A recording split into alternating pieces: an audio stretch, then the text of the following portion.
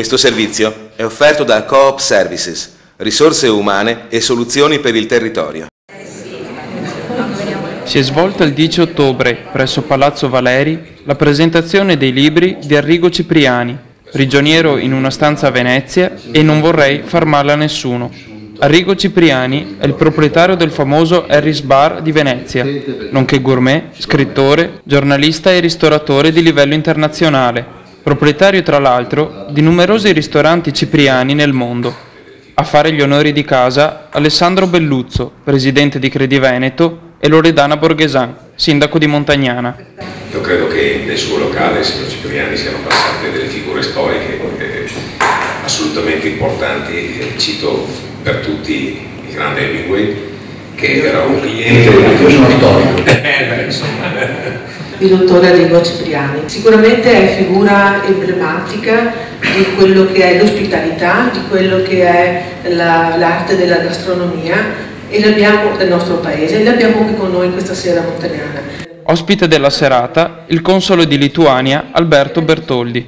La Lituania è un paese che è uscito dal giogo sovietico 20 anni e più fa e adesso c'è questo particolare interesse anche turistico di conoscere l'Italia.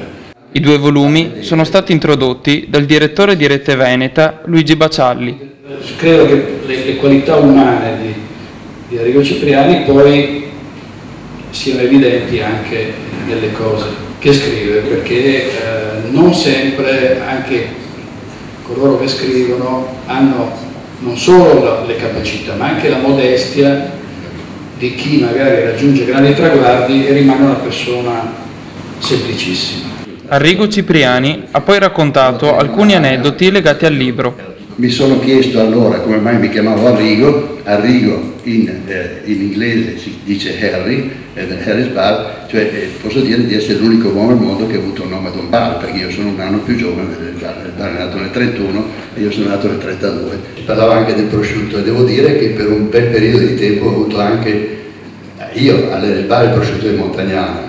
Il ristoratore scrittore ha poi dato un consiglio ai giovani sulla necessità di tornare alle origini della cucina, che pare sia l'effettivo segreto della sua popolarità e del successo della cucina italiana nel mondo. Bisogna tornare un po' alle origini. Dobbiamo pensare che per esempio la cucina non l'hanno inventata gli chef, l'hanno inventata le donne di casa, l'hanno inventata nelle nostre case.